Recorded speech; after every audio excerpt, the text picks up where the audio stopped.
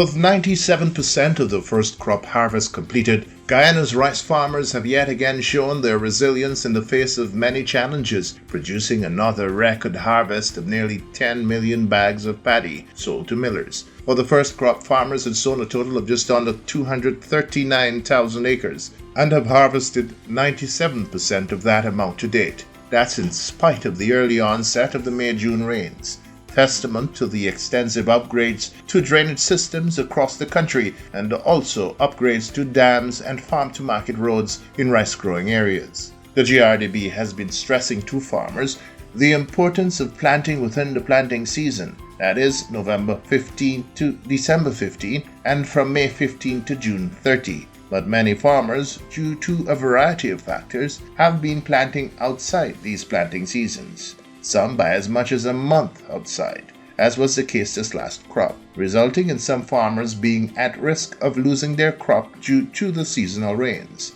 However, most of these late sowers have dodged the bullet and have successfully harvested their crops, with just a few left to harvest in the coming days, weather permitting. As was the case last crop, Guyana's rice farmers have again shown that through the application of the right agronomic practices, from land preparation through to harvesting, and the use of GRDB's new high-yielding varieties, it is possible to have consistently higher yields. The average bags per acre this first crop was 40 bags, but some farmers have reported getting as much as 55 and 60 bags per acre. It should be noted that the variety of choice these past two crops have been the GRDB 16, the latest release from the research station. The yield potential of this variety is up to 9 tons per hectare. Agriculture Minister Zulfikar Mustafa has lauded the efforts of the nation's rice farmers, pointing out that the record-breaking production for the first crop did not happen by accident. Actually, as last year, you know that our record was 753,000 tons of rice we have produced. And this year the target is set at 824,000. And when I look at the crop, I'm very heartening to see that we have already surpassed the target for the first crop. I am hoping, and this came about because of a number of factors. Leaving out the system itself, we have better variety, we have developed on GRDB, we have better crop husbandry, and also the system has been working over time. Because with this kind of heavy rainfall, we were able to drain the land to get the harvest out, and as you rightly said, that we are close to about between 95 and 97% harvest have completed already. I'm hoping that we can complete the rest of it and we can surpass the 412,000 tons that we set ourselves. I think we are very close to surpass that already. So I'm hoping that very shortly when we finish the crop, we can surpass the first crop target. But this came about because of the infrastructure work. We have more pumps in place, we have the sluice system working, and then we have better variety of paddy. And our extension officers have been working with farmers to just implement best practices so that we can have better harvest. Because of the bountiful harvest enjoyed by farmers in Region 2, just over 1.3 million bags of paddy, mills buying paddy from farmers were overwhelmed, resulting in a pileup of trucks waiting to offload paddy outside, resulting in some farmers enduring losses due to spoilage. However, through a number of interventions by government, these difficulties were overcome. Towards the end of the crop, government was again forced to step in and buy paddy from farmers, as the mills had become saturated. According to Minister Mustafa, this was another example of government's commitment to supporting the interests of the nation's farmers. All over the country, because you know, around the world we have seen a drop in grain prices, and with that, the millers were unable to give the farmers the price that they gave last year. That was $4,000 a bag for paddy. And with the government's intervention, we are now contributing for every bag of paddy sold to the rice miller, we are contributing $300 a bag. And that is a tremendous amount, because if the projection is to that what they gave me, 9 million bags, we'll have to contribute almost $2.7 billion to the price, to help the farmers with prices. Plus, the President announced another $2 billion in fertilizer distribution. And every acre of land farmers are cultivating, they will receive a bag of fertilizer this time around. So this will be tremendous help to the farmers. Plus the GRDB is giving them extension services and also input like seed paddy at a reduced cost, and some of them we are giving them these paddies free to seed paddy so that they can plant in the field. So what's the outlook for the second crop of 2025? According to the GRDB, the target set for the second crop is 231,000 acres. Of this target, approximately 17,000 acres have already been sown. However, some farmers have expressed uncertainty as to whether they will be planting for the second crop at all or scale back on the acres they usually sow. This is in view of the expected continued low rice prices on the international markets, which bears directly on the price offered to them by millers at harvest. However, Agriculture Minister Zulfikar Mustafa is calling on farmers to proceed with the sowing of their crops for this second crop, as government will be working hard to ensure that they get a fair deal for their hard work.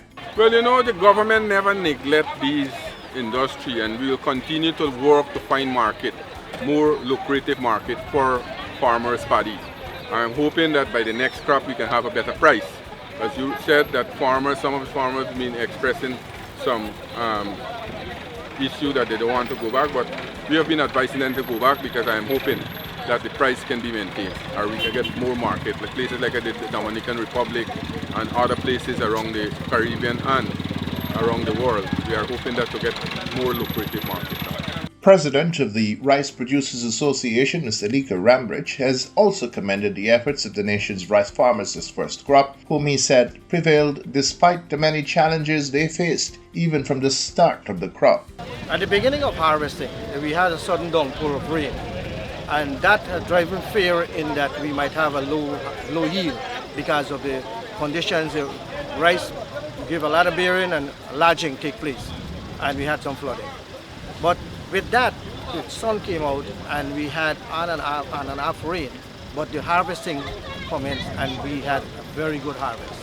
Presently we have a 95% harvest and our yield is showing over 40 bags per acre, which is excellent for a crop, over 6.5 tons per hectare across the country.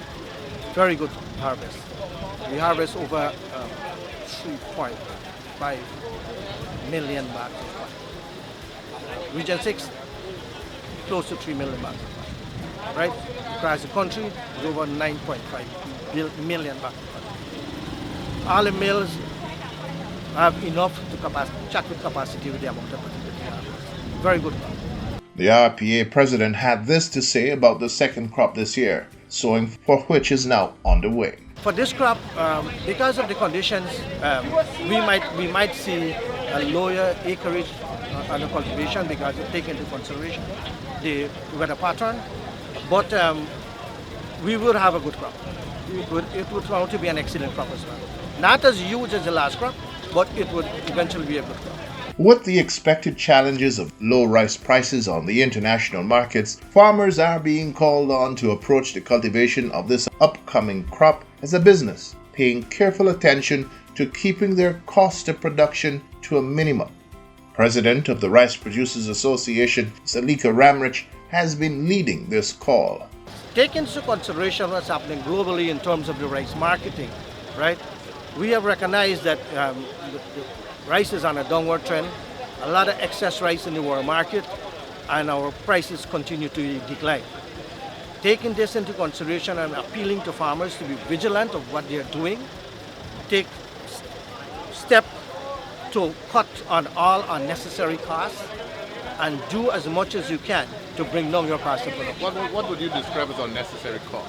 I think that a lot of farmers, rather than going to the back down themselves to check on their crop, they would prefer to pay somebody to go and look to see what's happening in their field. And they're working based upon report. Those are things that they can do themselves. So things that a farmer can do himself, I advise that he do it, rather than sending. You're sending a driver to care man to care fertilizer in the back down. You can do that yourself. And those are unnecessary costs that I'm speaking about. Right? So these are things that we need.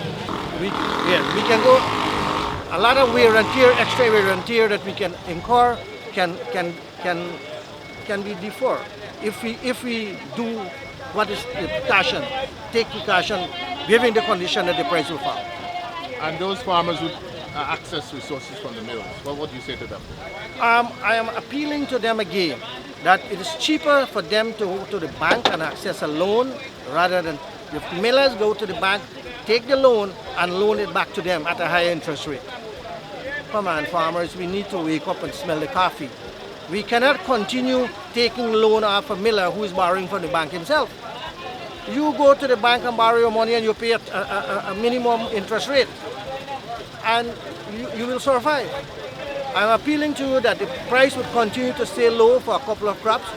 For us to stay in the industry, we have to sustain what we have and ensure that we use maximum yield with the minimum input.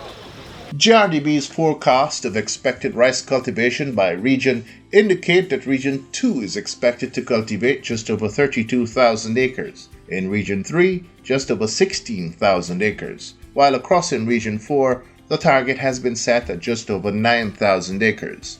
In Region 5, rice farmers are expected to cultivate 101,000 acres, provided the weather allows for this to occur, as the wetter than usual conditions are expected to prevail until the end of July.